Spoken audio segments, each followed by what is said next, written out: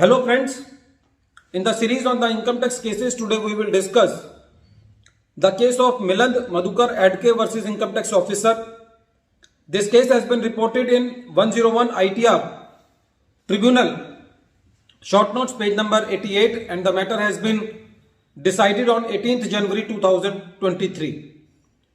Although it is a judgment of ITAT, but it has laid down the classical procedure of making the assessment under section 148. It is one of the best judgments on section 148, although it is a judgment of only 8 pages, but this is really a very worth reading judgment. This case relates to the assessment year 11-12. In this case, the assessee deposited cash of rupees 47 lakh into the bank account during the year. The assessee filed his return of income under section 44 AD, and the assessee was involved in the business of multi-marketing. Whatever the cash has been deposited into the saving bank account was there in the annual information report, and when the time period for taking the case of the assessee in the normal scrutiny expired, the assessing officer issued the notice under section 148 to the assessee on 2 grounds. The first ground was that the assessee has not filed his return of income, while actually the assessee has filed his return of income.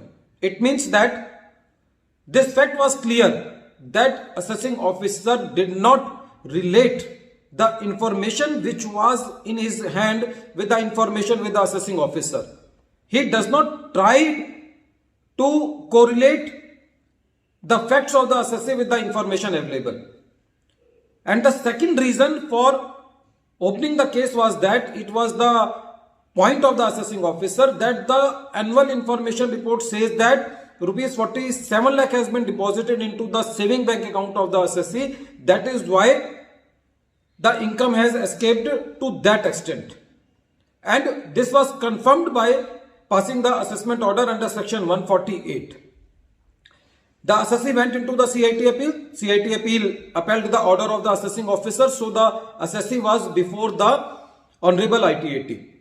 The ITAT said that there may be numerous reasons for depositing the cash into the bank account.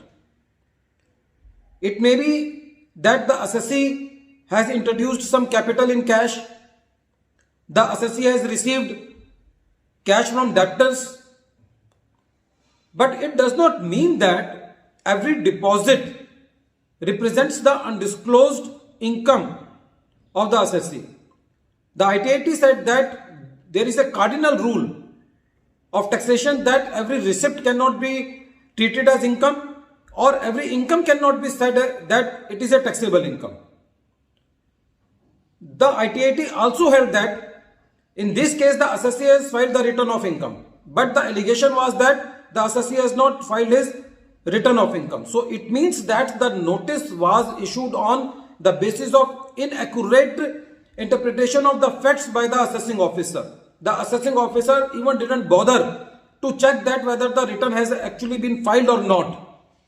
And the second point, which was most important point in this case, was that the ITAT said that there was no new information before the assessing officer, which was not available at the time of making the regular assessment under section 143 subsection 3, meaning thereby that AIR information was also available to the assessee when the time period for issuing the notice under the regular assessment, that is under section 143 subsection 3, was there.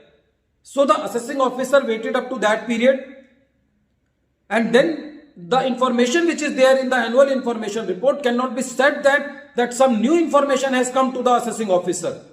So practically in this case, no new information has come to the light of the assessing officer. So it cannot be said that the jurisdiction for issuing the notice under section 148 is completed. So in this case, on this technical ground, the assessment of the assessee was quashed, and the order of the assessing officer and CIT appeal were said null and void.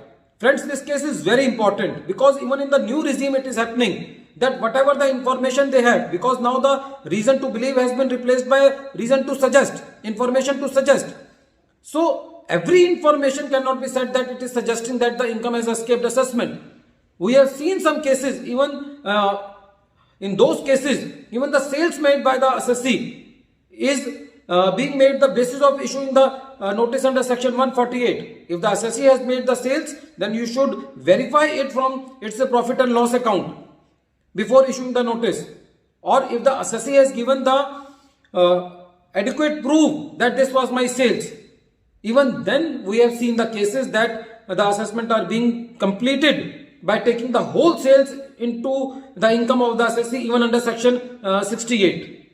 So the quality of the assessment orders by the National Faceless Assessment Center is now it is very, very poor. At the end of this video, once again I am repeating the name of the case. The name of the case is Milan Madhukar Adke versus Income Tax Officer.